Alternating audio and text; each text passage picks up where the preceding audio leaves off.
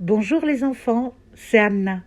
Aujourd'hui, c'est la journée mondiale des personnes malades.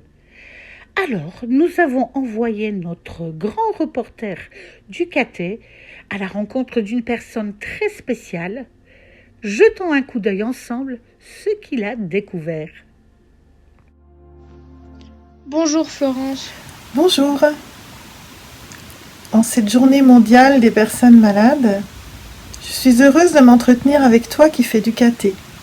Et en tant que chrétienne, j'ai été appelée à une mission auprès des personnes malades. Et je veux bien t'en parler si tu veux. Tu es aumônier à l'hôpital, n'est-ce pas? Oui, c'est ça Thomas, je suis aumônier catholique des hôpitaux. Peux-tu nous expliquer ce que c'est un aumônier? C'est une personne baptisée à qui l'évêque a donné une mission d'être à l'hôpital et en même temps c'est mon métier. Jésus nous montre comment prendre soin des personnes. Et toi Florence, comment tu fais pour prendre soin? Tu fais quoi exactement? Eh bien tu vois Thomas, je suis présente à l'hôpital au nom de Jésus. Je visite les personnes qui souhaitent me voir, qui demandent à voir l'aumônerie.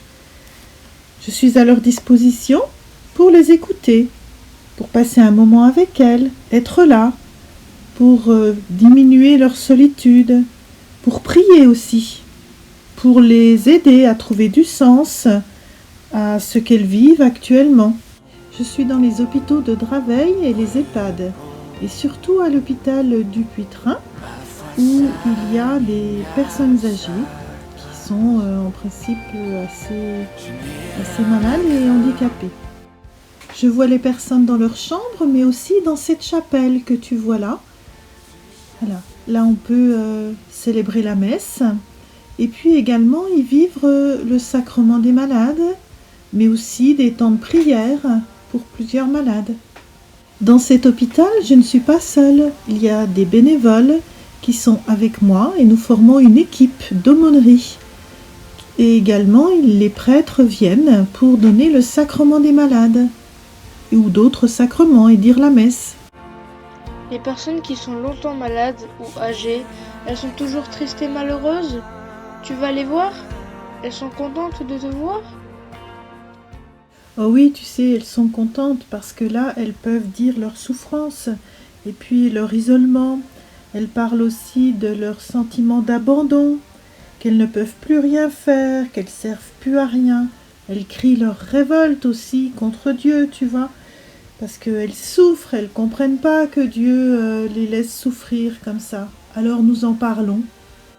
Et je leur dis que Dieu les aime, que Dieu ne veut pas cette souffrance, que Dieu vraiment est là avec eux et qu'il est là avec elles et qu'il est là pour les consoler, pour leur donner la tendresse. Et moi, je suis ce signe-là qui leur apporte de la joie, de la tendresse, du réconfort.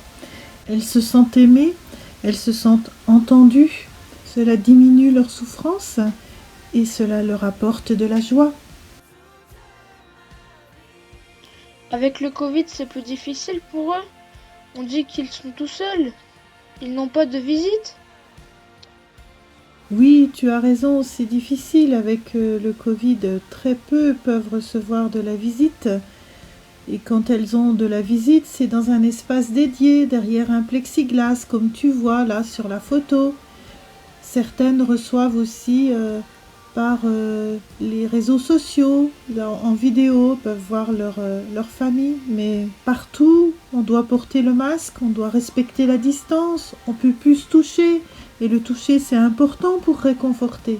C'est vrai que c'est difficile par le Covid. Alors nous, comment on peut faire comme toi? On peut prendre soin d'eux aussi? On peut aussi avoir de la compassion comme Jésus? Bien sûr que vous pouvez faire quelque chose pour elles. Tous les jours, vous pouvez prier pour les personnes qui sont hospitalisées et qui se sentent seules, les confier à Jésus. Ça, c'est très important. Et puis aussi, vous pouvez leur faire un petit message que vous me transmettez et moi je leur donnerai. Ça leur fera très très plaisir que quelqu'un pense à elles ou un dessin, comme j'ai fait pendant le premier confinement. Et puis tous ces dessins, toutes ces photos, je pourrais les afficher dans la chapelle. Voilà, pour finir, je vous invite à prier avec moi, avec cette prière qui s'affiche. Seigneur Tout-Puissant, tu m'appelles à te suivre et à témoigner de toi en chaque acte que j'accomplis. Accorde-moi la grâce de ne pas me dérober. Donne-moi, Seigneur, la force et le courage nécessaires pour vivre ce que tu attends de moi là où tu m'as placé. Seigneur, je te demande de me donner la disponibilité et l'ouverture du cœur dont j'ai besoin pour laisser l'Esprit Saint parler en moi. Amen. Je vous remercie. Merci, c'est beaucoup plus clair. Merci Florence pour ce que tu fais. Heureusement que tu es là pour toutes ces personnes.